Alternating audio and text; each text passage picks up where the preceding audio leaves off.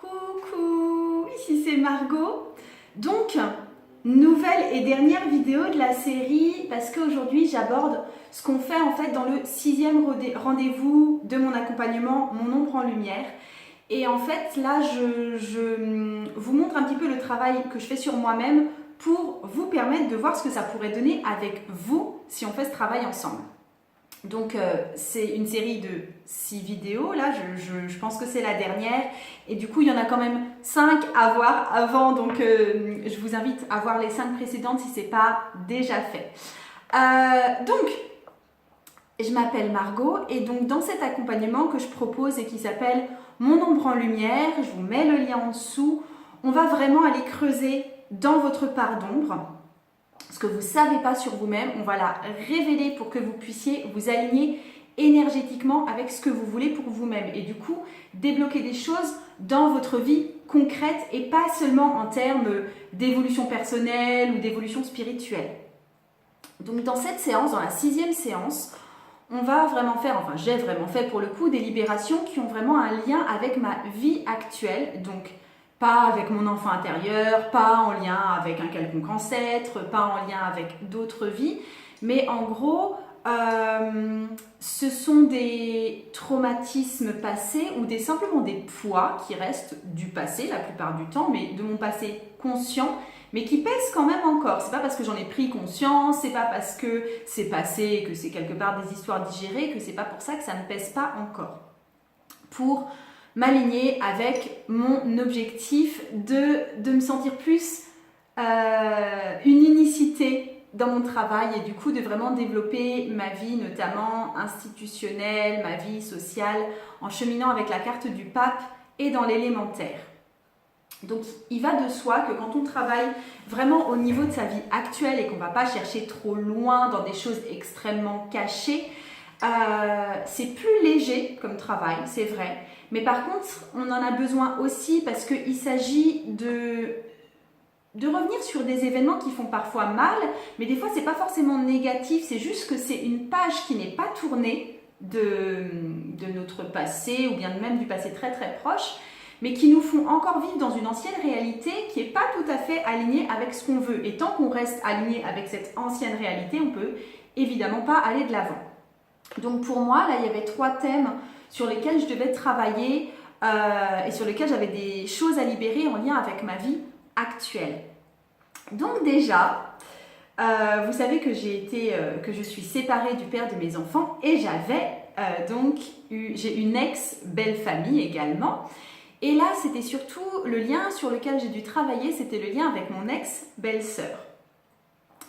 Ce qui s'est passé en fait avec mon ex-belle-famille en général, c'est que honnêtement, je me suis sentie acceptée par tout le monde, il y avait vraiment une bienveillance générale, j'ai vraiment eu des rapports avec mon ex-belle-famille qui étaient vraiment chouettes, sauf avec cette personne-là.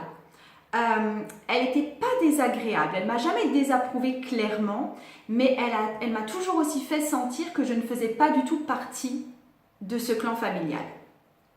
Et du coup, j'avais un rapport qui était honnêtement difficile et compliqué avec elle, j'avais tout le temps peur de la vexer, j'avais tout le temps peur de ne pas être comme il fallait. Et du coup, c'était quelque chose que j'ai tendance à reproduire tout le temps, c'est-à-dire qu'il y a toujours, dans un groupe que j'ai choisi et dans lequel normalement je suis intégrée, je ne parle pas de la société en général, je parle vraiment de groupes dans lesquels je suis censée être intégrée, il y a toujours une personne à qui j'ai l'impression que je ne vais pas plaire, pour qui je vais être totalement à côté de la plaque, et bref, ça ne va pas le faire et ça va être gênant à la fois pour elle et pour moi. Et cette belle-sœur, elle était tout à fait ok la plupart du temps, ça se passait bien la plupart du temps, et puis tout d'un coup, je faisais un truc anodin pour moi, et ça allait plus. Et du coup, j'ai acquis cette idée qui me bloque actuellement, que les gens peuvent être changeants sans que je puisse le deviner par avance, sans que je puisse avoir aucun impact dessus. C'était complètement hasardeux pour moi, et du coup, c'est quelque chose que j'ai dû libérer, cette idée que les autres sont changeants autour de moi. Et puis je me sentais aussi très accusée de ne pas être exactement comme il fallait que je sois. En en fait, on m'a accusée de choses que moi, je percevais pas comme blessantes, où j'avais pas l'impression d'avoir fait des erreurs, ou des comportements même chez des personnes de ma famille, des autres personnes de ma famille que j'avais pas perçues comme de l'irrespect et qui avaient été perçues comme de l'irrespect. Enfin bref, il y avait tout un décalage de valeurs. Et du coup, j'avais vraiment l'impression d'être accusée ou pointée du doigt complètement au hasard. Je pouvais jamais savoir à l'avance ce qu'il fallait que je fasse ou ce qu'il fallait pas que je fasse. Et j'avais pas les codes et j'avais pas accès à ce qu'il fallait faire ou pas. Et du coup, cette notion d'être accusée, c'est quelque chose qui me reste quand même. Dès que j'ai affaire à des groupes sociaux, j'ai l'impression qu'on va du coup m'accuser d'un truc. Et aussi, on a, bon ça va avec, mais on a rabaissé un peu mes façons de faire, ou mes valeurs, ou mes façons de penser, de façon assez globale, et c'est quelque chose que je me traîne encore, je me suis rendu compte. Donc en conclusion, l'impact dans ma vie actuelle par rapport au travail justement de mon élémentaire et physique, et de mes rôles sociaux et de mon identité professionnelle, j'ai l'impression que je ne peux pas évoluer en toute sécurité face à des groupes plus ou moins larges, même si ce sont des groupes que j'ai choisis. Donc là, je parle de mes pairs, je parle de famille, je parle de mes collègues, je parle de mes clientes, etc. J'ai toujours l'impression qu'à un moment donné, on va me rejeter, ou on va me sentir que je ne suis pas à ma place, ou que j'ai fait le truc qu'il ne fallait pas. Donc, ok, il y avait vraiment ça à libérer. Et puis, du coup, en me retrouvant dans la carte du pape, j'ai pu me sentir vraiment... que j'étais vraiment réintégrée au sein de mon entourage et que j'étais intégrée tout court au sein de mon entourage. J'ai pu aussi me recentrer sur mes intentions qui étaient vraiment irréprochables là pour le coup. Peut-être que mon comportement ne l'est pas toujours, mais en tout cas les intentions de départ sont toujours irréprochables. Et du coup je pouvais me sentir propre, je pouvais me sentir clean, je pouvais me sentir irréprochable, même si ce n'était pas toujours ce qu'on m'avait renvoyé. Et ensuite, de me dire que mon comportement est finalement toujours acceptable. Je ne fais jamais rien de vraiment contre la norme ou contre l'éthique. Et du coup, je pouvais me permettre d'avoir un peu confiance en moi parce que j'ai jamais un comportement qui est vraiment complètement déviant ou complètement déplacé, où je suis jamais insultante. Enfin voilà, et que du coup, je pouvais reprendre confiance en mon comportement parce qu'il était toujours dans la norme de l'acceptable et que je faisais toujours en sorte qu'il reste dans la norme, dans la norme de ce qui est acceptable. Donc ça, c'était pour le premier thème pour lequel j'ai eu des points à libérer. Et pour le deuxième thème, c'était quelque chose de beaucoup plus large et c'était en rapport avec l'économie en fait en France et la situation économique des personnes qui font appel à moi pour des accompagnements notamment, pour des cours, etc. Et en fait, il y avait chez moi cette idée limitante que toutes les personnes ne pourront pas s'offrir mes services et que du coup, j'avais tendance forcément à revoir ma valeur financière à la baisse. Donc ça, c'était déjà un bon morceau à libérer. Et ensuite, dans le même état d'esprit, c'était un manque de confiance dans le système économique français au sens large, avec une idée que ça s'est peut-être dégradé. Il y a encore le mouvement des Gilets jaunes qui a eu lieu en France. Il y a eu beaucoup de plaintes qu'on a entendues à la radio, à la télé, un peu partout au sujet du pouvoir d'achat. Et donc, il y avait vraiment l'idée que je portais moi aussi de quelque chose qui s'était détérioré au niveau du climat économique français. Donc, vous voyez que là, les choses qu'il y avait à libérer, c'est quand même très pragmatique, c'est quand même des idées très véhiculées, notamment par les médias.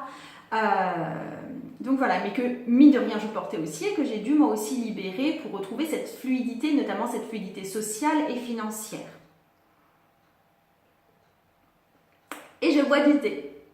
Donc, en me reconnectant avec la carte du pape et avec cet élémentaire, qu'est-ce que j'ai pu travailler? Déjà, il y avait un critère d'intelligence, pas mon intelligence, mais me dire que mes clientes, que je baignais dans une atmosphère de clientes intelligentes, qui avaient cette intelligence de trouver de l'argent, qui avaient cette intelligence de faire leurs propres choix, qui avaient cette intelligence d'avoir ce désir d'évoluer elles aussi. Donc il y avait vraiment ça, de me sentir entourée d'intelligence et aussi une certaine résolution, c'est-à-dire d'être résolue à être payée pour mes services à leur juste valeur. Donc ça aussi, ça me resituait bien de façon ancrée dans l'élémentaire et à côté de ma carte du pape.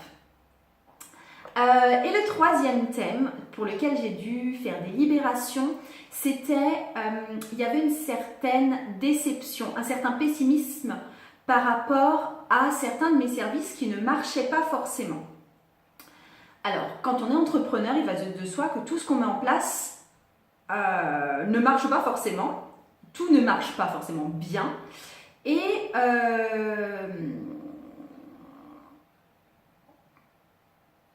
j'étais bloquée en fait par des anciens services ou des anciennes choses que j'avais faites et qui n'avaient pas marché. Et c'est logique en fait d'être plus, de tester et de s'aligner ensuite en tant qu'entrepreneur sur ce qui va vraiment prendre. Mais j'avais quand même en moi une espèce de déception toujours vis-à-vis de l'énergie que j'avais investie dans ce qui ne fonctionnait pas forcément ou qui ne fonctionnait pas forcément sous la forme que je voulais proposer au départ. Donc chez moi, il y avait encore cette idée de gâcher du temps parfois à concevoir quelque chose, à communiquer dessus et à pas avoir de grands résultats. Donc ça arrivait beaucoup dans mon travail de doula parce que j'ai été doula précédemment. C'est arrivé pour certaines façons de tourner mes services en thérapie conjugale. En fait, dès que je sortais un petit peu du cadre de la thérapie conjugale hyper classique, en prise de rendez-vous classique, ça se mettait à déraper. Donc il y avait ça que je devais libérer, cette impression de vraiment gâcher mon temps à faire des trucs qui ne marchaient pas des fois. Et il y avait une morosité que je gardais en moi quand je constatais que quelque chose sur quoi j'avais travaillé ne prenait pas en fait face à une clientèle. En fait, même si je passe à autre chose, là personnellement, et que mon entreprise se porte bien, et que ça me maintient dans un flux d'adaptabilité tout simplement, et bien finalement, je garde quand même, sans le savoir, j'en avais pas vraiment conscience, le sentiment d'avoir gâché du temps, et le sentiment aussi d'être morose, ça persiste, et donc j'avais ces libérations à faire. Je ne m'en rendais même pas compte, mais bon, ça a été fait.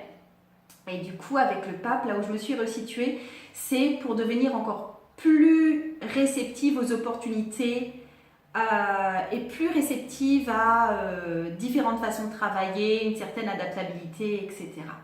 Donc voilà les libérations que j'ai eu à faire dans ma vie actuelle. Vous voyez que ce n'est pas forcément des gros morceaux, ce n'est pas forcément un truc qui va m'arracher des cris et des larmes, mais c'est quand même des choses qui ont besoin d'être libérées si je veux que je sois réellement alignée avec mon objectif. Donc ce que je fais encore là maintenant, mes 6 rendez-vous sont terminés, le travail vraiment énergétique de recherche en pendule et de libération est terminé. Par contre, ça va encore travailler en moi, je travaille encore sur mes chakras qui sont liés à la terre, notamment par le biais du yoga. Et ce qui s'est passé aussi, c'est que j'ai fait des prises de conscience vraiment au niveau notamment de mon entourage, parce que c'est bien là-dessus que j'ai travaillé. J'ai travaillé vraiment sur mon rôle social, institutionnel, sur le monde social autour de moi. Et en fait, je me suis rendu compte qu'il y avait un changement assez profond qui avait commencé avant ce travail que j'ai amorcé et qui s'est affirmé au fur et à mesure que j'ai fait ce travail. C'était que j'ai passé de plus en plus de temps avec mon mari. Il y a vraiment plus de dialogue qui s'est instauré aussi avec mon mari. Notre relation, elle a été, je pense, assez boostée. Il y a eu quelque chose de plus intime qui s'est mis en place. On a vu beaucoup plus de personnes que d'habitude, nous deux ensemble. C'était vraiment une démarche de couple, de démarche sociale de couple. Et du coup, il y a eu une atmosphère beaucoup plus saine au sein de notre famille, avec les enfants. C'est passé par quelques crises au tout départ, mais là, c'est vraiment, je trouve que le climat est vraiment sain et sympathique. Franchement, c'est vraiment super sympa à vivre. Donc, je ne pensais pas avoir ça aussi comme résultat, mais c'est top. Et puis, il y a un changement vraiment au niveau de mon entourage. Il y a des amis qui s'éloignent et dont je m'éloigne parce que, assez bizarrement, j'ai plus forcément le temps de développer ça. C'était déjà amorcé avant, mais là, ça s'est vraiment renforcé. Ça m'a permis vraiment de mieux me positionner, le fait d'avoir fait ce travail. Et c'est des gens qui sont peut-être loin de ce que moi je fais professionnellement, loin de ce qui nous lie, moi et mon mari. Et du coup, il y a des choses qui deviennent dissonantes avec certaines personnes sans qu'il y ait du tout d'animosité. Et c'est tout. Et du coup, ça passe et je ne me rendais pas compte du changement qui était en cours. Et là, maintenant, c'est bien conscient. Et voilà. Donc, il y a un renouvellement au niveau du cercle social. Il y a aussi beaucoup plus de paix au niveau professionnel. C'est-à-dire que j'assume que mon travail en thérapie conjugale, il restera classique et il restera local. Donc là, à Troyes où je suis. Et je me donne le droit de stagner et de ne pas transformer ça en profondeur plus que ça, tout le temps en tout cas. Je me laisse le droit de stagner sur ce plan-là de ma vie. Et j'assume que le travail que je fais, que je propose en transformation énergétique, ça restera pour les personnes qui me connaissent en ligne, sur Internet, et où là, effectivement, je me lâche sur ce qui me passionne et je me permets d'évoluer sans cesse et d'être vraiment dans une dynamique plus dynamique pour le coup. Et c'est parce que ce côté-là de mon activité, c'est ce qui me pousse à voir plus grand et à voir plus loin. Et donc voilà. Donc après sur mes documents officiels, je me sens pas encore d'indiquer que je suis quelque chose comme, je sais pas moi, thérapeute énergétique ou quelque chose comme ça. D'autant plus que moi je m'inscris vraiment dans un parcours de libération et de transformation. Je m'inscris pas vraiment avec ça dans un parcours de guérison et du coup je me sens pas thérapeute mais du coup j'assume peut-être encore mieux mon rôle de thérapeute conjugale parce que c'est ce que je suis. Et ça me plaît, et je suis là pour les gens qui me reconnaissent et qui ont besoin de moi. Donc du côté officiel, ça restera comme ça. Et c'est parfait comme ça. Et ce qui s'est passé aussi, c'est que je connais encore une période de grande activité. C'est assez intense. Je sais même pas si c'est fatigant, mais en tout cas, c'est intense. Et puis, je me sens pas franchement, comme j'ai dit, je me sens pas franchement fatiguée, mais je me sens un peu débordée quand même ces temps-ci. Donc je vais devoir trouver le moyen de ralentir le rythme et de m'adapter plus à quelque chose qui soit vraiment sain pour moi et pour mon corps et pour mon rythme d'évolution. Donc ça va faire partie de mes prochains objectifs. Et puis sinon, tout simplement, je réouvre bientôt les ventes pour l'initiation au tarot intuitif. Donc là, je vais me retrouver absolument dans ma zone de confort parce que c'est quelque chose que je sais faire, où je connais les personnes qui viennent me voir et où j'adore travailler là-dedans, j'adore enseigner le tarot. Donc ça, je suis contente de retrouver ma petite zone de confort. Et puis, je pense que ça va aussi me donner la possibilité de réfléchir de façon plus apaisée aux prochaines étapes. Et puis voilà. Donc, si vous êtes intéressé par ce travail, mon ombre en lumière, le lien est en dessous. Et puis, je vous embrasse vraiment bien fort. Je vous envoie plein de belles choses et plein de petits papillons et de plumes roses comme vous voyez derrière. Et à bientôt.